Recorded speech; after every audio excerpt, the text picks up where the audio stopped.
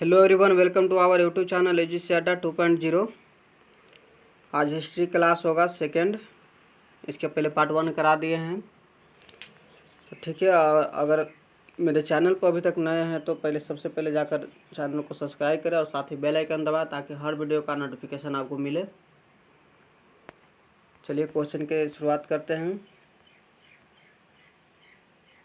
First number है, ज़्यादा समय को नहीं बर्बाद करते हुए फर्स्ट नंबर क्वेश्चन है, निम्नलिखित में से कौन सी गुफाओं की खुदाई राजा खारवेल द्वारा की गई थी? ऑप्शन ए रहेगा अजंता की गुफाएं, बी एलोरा की गुफाएं, सी नंबर कान्हेरी की गुफाएं और डी खंडगिरी की गुफाएं। तो इसका राइट आंसर हो जाएगा डी नंबर खंडगिरी की गुफाएं। डी पर टिक आउट करेंगे। नेक्स्ट क्वेश्चन है, गुप्त साम्राज्य के वास्तविक संस्थापक कौन थे? गुप्त साम्राज्य के वास्तविक संस्थापक कौन थे? ऑप्शन ए रहेगा चंद्रगुप्त द्वितीय, बी रहेगा समुद्रगुप्त, सी रहेगा श्रीगुप्त और डी रहेगा घटोत्कच। तो इसका राइट आंसर हम इसको बताते चलें, श्रीगुप्त हो जाएगा। इसे एक और फैक्ट निकलता है कि गुप्त वंश ने 275 से 255 ईसा पूर्व तक शासन किया। चलिए नेक्स्ट क्वेश्चन है, 10 मिनट में दोस्त अगर 20 क्वेश्चन भी याद हो जाता है तो इतना बहुत है। गुप्त काल के दौरान चीन के किस यात्री ने भारत का भ्रमण किया था? गुप्त काल के दौरान चीन के किस यात्री ने भारत का भ्रमण किया था? ऑप्शन में दिया हुआ रहेगा ए ह्यूएन टेसेंग, बी रहेगा फामान और सी रहेगा आईचिंग और डी रहेगा ली किस्यू। तो राइट आंसर हो जाएगा फामान। यानी गुप्त काल के दौरान चीन के किस यात्री ने भारत का भ्रमण किया था? तो फामान। तो किसके शासनकाल में आया था ये? तो चंद्रगुप्त द्वितीय के शासनकाल में भारत आया था। चीनी यात्री था फामान। चलिए नेक्स्ट क्वेश्चन, पंच सिद्धांतिक बृहत संहिता और सांख्य सिद्धांत के लेखक कौन हैं? ऑप्शन ए रहेगा आर्यभट्ट, बी ब्रह्मगुप्त, सी भास्कराचार्य और डी रहेगा बारहमिहिर। तो इसका टिक आउट करेंगे डी नंबर पर बारहमिहिर। पंच सिद्धांतिक बृहत संहिता और सांख्य सिद्धांत के लेखक कौन है? बारहमिहिर हैं। यानी एक इससे फैक्ट निकलता है कि पंच सिद्धांतिका ज्योतिवर्धा पर आधारित है। किस पर आधारित है? ज्योतिवर्धा पर आधारित है। ज्योतिवर्धा पर आधारित है पंच सिद्धांतिका। चलिए नेक्स्ट क्वेश्चन, निम्नलिखित में से प्राचीन संस्कृत शब्दकोश कौन सा है? ऑप्शन में दिया हो रहेगा एक नंबर वाक्यवृत्ति, बी शब्दकोश और सी अमरकोश और डी हर्षचरित। तो इसका राइट आंसर हो जाएगा C number Amarkosh. Right answer हो जाएगा अमरकोश। निम्नलिखित में से प्राचीन संस्कृत शब्दकोश कौन सा है? अमरकोश। इससे एक और फैक्ट निकलता है कि अमरकोश संस्कृत के कोशों में अति लोकप्रिय और प्रसिद्ध है। ये संस्कृत के कोशों में अति लोकप्रिय और प्रसिद्ध है। निम्नलिखित में से प्राचीन संस्कृत शब्द कौन सा हो जाएगा? अमरकोश हो जाएगा। चलिए नेक्स्ट क्वेश्चन, ज्यामिति का जनक किसे कहा जाता है? सब लोग जानते हैं, यूक्लिड को कहा जाता है। ऑप्शन नंबर ए यूक्लिड को। ज्यामिति का जनक किसे कहा जाता है? यूक्लिड को कहा जाता है। और ज्यामिति का अर्थ क्या है? ज्यामिति शब्द का मूल अर्थ जमीन नापना है और यूक्लिड को ज्यामिति का जनक कहा जाता है। ठीक है। नेक्स्ट क्वेश्चन, किस चालुक्य राजा ने कनौज के राजा हर्ष को पराजित किया था? किस चालुक्य राजा ने कनौज के राजा हर्ष को पराजित किया था? ऑप्शन में दिया हो रहेगा सिद्धराज सोलंकी, डी रहेगा वस्तुपाला और सी रहेगा पुलकेशिन द्वितीय और डी रहेगा मुल्ला राजा। तो 7 नंबर का आंसर यहाँ पर राइट हो जाएगा सी नंबर हो जाएगा, पुलकेशिन द्वितीय होगा। पुलकेशिन द्वितीय। किस चालुक्य राजा ने कनौज के राजा हर्ष को पराजित किया था? पुलकेशिन द्वितीय। ने कहा जाता है कि हर्ष और पुलकेशिन द्वितीय के बीच नर्मदा नदी के तट पर घमासान युद्ध हुआ जिसमें हर्ष की पराजय हुई। चलिए नेक्स्ट क्वेश्चन, राजतरंगिणी द्वारा किन राज्यों के राजाओं का वर्णन किया गया है? ऑप्शन में दिया हो रहेगा ए राष्ट्रकूट, बी कश्मीर और सी बिहार और डी उड़ीसा। तो 8 नंबर का राइट आंसर हो जाएगा यहाँ पर बी नंबर पर टिक आउट करेंगे कश्मीर। राजतरंगिणी द्वारा किन राज्यों के राजाओं का वर्णन किया गया है? कश्मीर। यानी राजतरंगिणी के लेखक कौन है? कल्हण है। राजतरंगिणी के लेखक कल्हण है। और राजतरंगिणी में कुल 8 तरंग और 8000 श्लोक हैं राजतरंगिणी में। चलिए नेक्स्ट क्वेश्चन, तंत्रिका योगिनी पद का मूल स्थान माना जाता है। तंत्रिका योगिनी पंथ का मूल स्थान माना जाता है। ऑप्शन में दिया हो रहा है उत्तर प्रदेश, बी बिहार और सी उड़ीसा और डी रहेगा राजस्थान। यहाँ पर राइट आंसर लगाएंगे सी पर, उड़ीसा पर, यानी इन्हीं को उड़ीसा कहेंगे।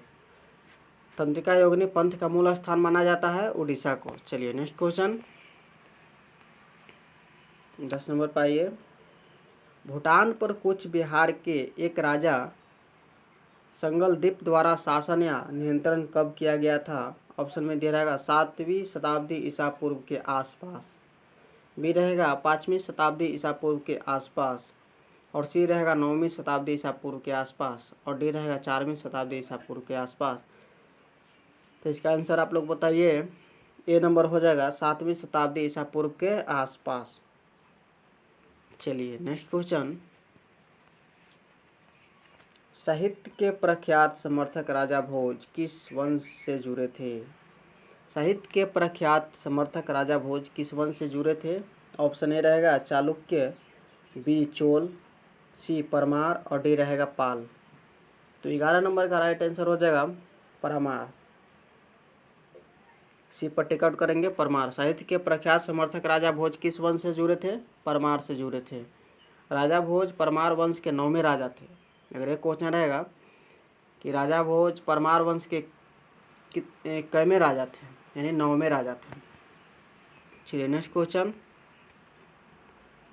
निम्नलिखित में से कौन सा राजवंश दक्षिण भारत से संबंधित नहीं था? निम्नलिखित में से कौन सा राजवंश दक्षिण भारत से संबंधित नहीं था? ऑप्शन ए सातवाहन, बी पाल, सी पांडे और डी रहेगा पल्लव। तो 12 नंबर का राइट आंसर हो जाएगा पाल। बी पर टिक आउट करेंगे, इसका राइट आंसर होगा पाल। निम्नलिखित में से कौन सा राजवंश दक्षिण भारत से संबंधित नहीं था? पाल। यानी पाल वंश कहाँ से संबंधित था? उत्तर भारत का राजवंश था पाल वंश और सातवाहन वंश दक्षिण भारत से था। चलिए नेक्स्ट क्वेश्चन, इसमें ध्यान दीजिएगा, तो दक्षिण भारत से संबंधित नहीं था इसलिए पाल वंश पर टिक आउट करे हैं, चूँकि ये उत्तर भारत का था। नेक्स्ट क्वेश्चन यहाँ पर आ गया, कामरूप का प्राचीन साम्राज्य राज्य किस राज्य से मौजूद था? कामरूप का प्राचीन साम्राज्य राज्य किस राज्य से मौजूद था? ऑप्शन ए रहेगा राजस्थान, बी रहेगा मणिपुर, सी रहेगा असम, डी रहेगा केरल। तो 13 का राइट आंसर हो जाएगा सी नंबर असम। कामरूप का प्राचीन साम्राज्य राज्य किस राज्य से मौजूद था? असम से। चलिए नेक्स्ट क्वेश्चन, पूर्व चोल राजाओं में से किसे सबसे महान माना जाता है? ऑप्शन ए है पुलकेशी द्वितीय, बी राजसिम्हा और सी कारिकाल और डी रहेगा नंदी वर्मन। तो यहाँ पर इसको राइट आंसर सी मानेंगे करिकाल। पूर्व चोल राजाओं में से किसे सबसे महान माना जाता है? करिकाल को। यानी जाने तो करिकाल 7 स्वरों का ज्ञाता तथा वैदिक धर्म का अनुयायी था। करिकाल 7 स्वरों का ज्ञाता और वैदिक धर्म का यह अनुयायी था। चलिए नेक्स्ट क्वेश्चन 15 नंबर। दोस्तों अच्छा लगे तो दोस्तों के पास लाइक शेयर ज़रूर करें और लाइक भी करें और कमेंट करें। आपका कमेंट हमें पढ़ने में बहुत अच्छा लगता है।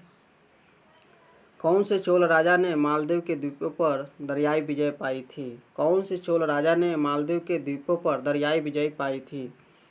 ऑप्शन ए रहेगा कारिकाल, बी रहेगा राजराज, सी रहेगा महेंद्रा और डी रहेगा विक्रमा। तो 15 नंबर का राइट आंसर है बी राजराज। कौन से चोल राजाओं ने मालदीव के द्वीपों पर दरियाई विजय पाई थी? राजराज। चलिए नेक्स्ट क्वेश्चन 16 नंबर। श्रीलंकन राष्ट्र की पहली राजधानी कौन सी थी? श्रीलंकन राष्ट्र की पहली राजधानी कौन सी थी? ऑप्शन ए रहेगा जफनापा, बी रहेगा पोलोनारुवा, सी रहेगा अनुराधापुर और डी रहेगा कैंडी। तो इसका राइट आंसर हो जाएगा अनुराधापुर। श्रीलंका राष्ट्र की पहली राजधानी कौन सी थी? अनुराधापुर थी। फिजिक्स का भी 3 क्लास हो गया है दोस्त, उसको भी जाके देखिए, नीचे डिस्क्रिप्शन का लिंक दिया हुआ है प्लेलिस्ट का, उसमें जाकर आप लोग देख सकते हैं। प्रसिद्ध बृहदेश्वर मंदिर कहाँ में स्थित है? बहुत ही इम्पोर्टेंट क्वेश्चन। प्रसिद्ध बृहदेश्वर मंदिर कहाँ में स्थित है? ऑप्शन में दिया हुआ रहेगा ए तेलंगाना, बी केरल, सी कर्नाटक और डी तमिलनाडु। तो राइट इसका आंसर हो जाएगा डी। प्रसिद्ध बृहदेश्वर मंदिर कहाँ में स्थित है? तो तमिलनाडु में स्थित है। बताते चले कि बृहदेश्वर मंदिर तमिलनाडु के तंजावुर जिले में स्थित एक प्रसिद्ध हिंदू मंदिर है। और एक फैक्ट है कि बृहदेश्वर मंदिर का निर्माण राजराज प्रथम के काल में हुआ था। अगर एक क्वेश्चन रहे कि बृहदेश्वर मंदिर का निर्माण किसके शासनकाल में हुआ था, तो राजराज प्रथम के काल में हुआ था। और ये रहे कि बृहदेश्वर मंदिर कौन से जिले में स्थित है? तो तमिलनाडु के तंजावुर जिले में स्थित है। चलिए यहाँ से 3 क्वेश्चन हो गए। नेक्स्ट क्वेश्चन 18, निम्नलिखित में से किस राजा ने गंगैकोंडचोलपुरम मंदिर का निर्माण किया था? निम्नलिखित में से किस राजा ने गंगैकोंडचोलपुरम मंदिर का निर्माण किया था? ऑप्शन ए है राजेंद्र चोल प्रथम, बी है कुलोत्तुंग चोल तृतीय, राजराज चोल तृतीय, विक्रम चोल। तो राइट आंसर इसका हो जाएगा ए नंबर राजेंद्र चोल प्रथम।